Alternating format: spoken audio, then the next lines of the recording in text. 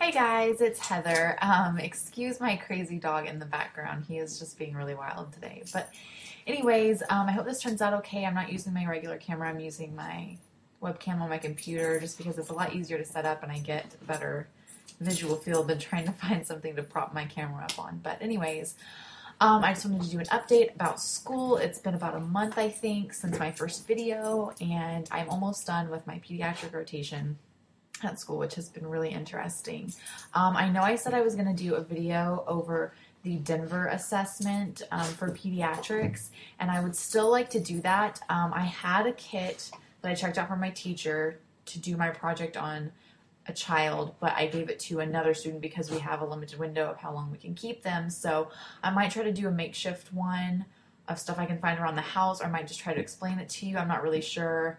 But yeah, so if y'all are really interested in that, just let me know and I will try to get that up sometime soon. It's really simple, but it's really interesting and everything. So yeah, but basically we've had a couple tests, and like I said, I'm doing my pediatric clinicals right now. Everybody's kind of split up into their own little things based on, we have 3 or 4 groups, I think.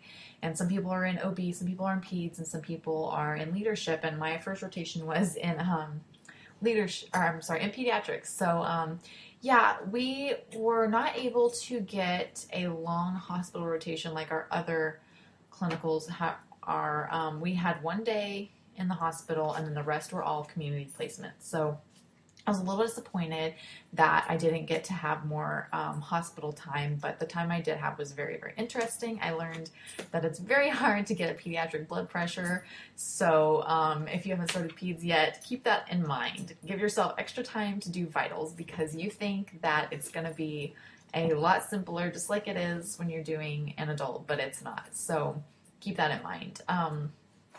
But yeah, I got to have a really little baby patient, and I got to have a little bit of an older child for a patient. So that was really cool. I'd never been really around a baby that little, besides, people in my family having babies, and you get to hold them, maybe once or twice and stuff. But, yeah, it was really interesting. I got to go to a special needs school, which is really interesting. I've gotten to go to a daycare and do Denver assessments on them. We get to do vision and hearing screenings at that same daycare next week, which is really exciting. Our whole entire program got certified to be pediatric vision and hearing screeners, so that was really neat. Just kind of the things, you probably remember from... Sorry, making sure he's not getting into something he's not supposed to. You probably remember from, when you were in school, you lift your hand if you hear the sound, and just a general eye test and stuff. But it was interesting. I'd never thought about giving an eye test to a child who doesn't know their letters yet and how you match them up and stuff like that. So it was really cool. But yeah, we've had a couple tests, like I said. I've not been doing as good this semester. I've gotten B's on both of them, which I'm a little disappointed about. The first test, I got like 1 point less than what an A is. An A is a 91, and I got a 90, so that kind of sucked.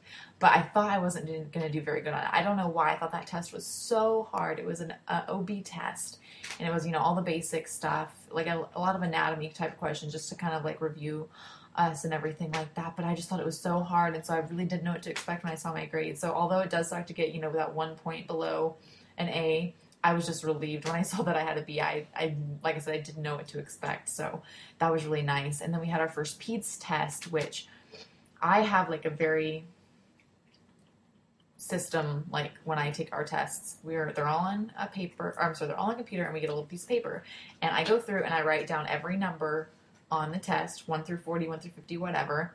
And if I need to go back and review that question, I underline it.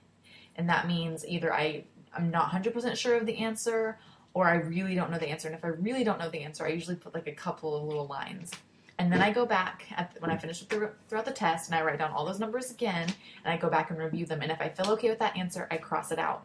And if I don't feel okay with that answer, I go back and, look at it a couple more times. It's probably a little bit unnecessary, but that's my system, and that's how I do it. So, yeah. Anyways, for this pediatric test, I only had, I think, 6 written down, which usually I get more right than I think I'm going to, because some of them I'm just not sure about, but they could be the right answer. So I'm feeling really good. I'm like 6. There's 40 questions on that test. Like that means I can get an 85. Like if I miss all the ones that I have written down here, but I don't think that I'm going to miss that many. Unfortunately though, I do miss that many and I make an 85, which is fine, but I was just expecting an A, but that's okay. I have to stop expecting A's all the time and realize how lucky I am to make the grades that I do. But yeah, studying for pediatrics is not as hard as I thought it would be, especially if you have kids. I don't have kids, obviously, but if you're around people that have kids, you pick up on a lot more than you think that you will and stuff. But it's basically, you know, learning about their growth and development, learning what is normal development for a child and what's not, what things they should be doing by a certain age and what things they shouldn't be doing. We learned a lot about immunizations, and, you know, having the whole discussion that vaccines don't cause autism and, you know, all that kind of thing. So, yeah, it's just been really great. Like I said, I'm almost done with my PEDS rotation for clinicals.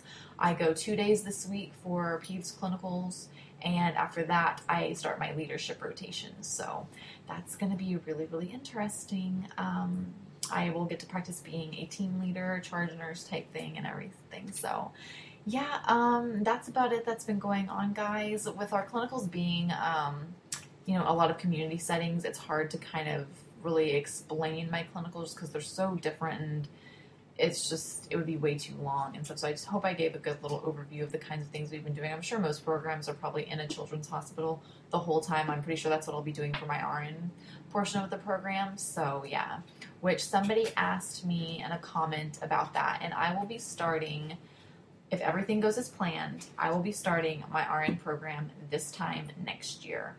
We have a 14-month window after we finish the LVN program to start the RN program.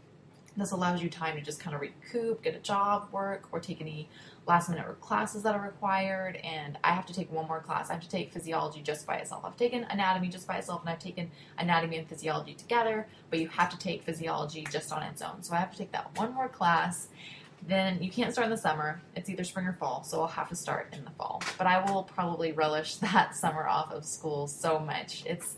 It's getting very hard to stay motivated. I will sit there and just stare at my notes sometimes for 30 minutes and not, you know, pick up anything. So it will be nice to have a break and not just to be so tied down with school. Another person asked me about job prospects. I have no job prospects at all right now. We have a job fair in November, which apparently a lot of students get jobs from, so I'm hoping that I will be in that same boat. As for jobs I'm going to apply for, I'm going to apply for any and everything. I would obviously prefer not to work in a nursing home. Not even just because of the environment or anything, just because I feel like a lot of them are so desperate they don't give you the proper training that you need, and I don't want to have worked this hard to get my license and then lose it. So yeah, I'm hoping I could get a doctor's office. There's a couple of small surrounding towns in my area that do hire LVNs at hospitals. I'll definitely be applying to them. I don't mind driving 30, 45 minutes if it means I can get that really good hospital experience. I have a jail rotation coming up for community, and I've heard that they hire new graduates, and it's actually pretty interesting. So I'll be sure to update you guys about my jail experience. So, yeah, sorry this wasn't a better, more exciting video. If y'all guys have anything that y'all want me to talk about, I see a lot of people doing, you know, kind of like assessment videos or really specific little things about nursing. Like I could talk about that if y'all wanted me to.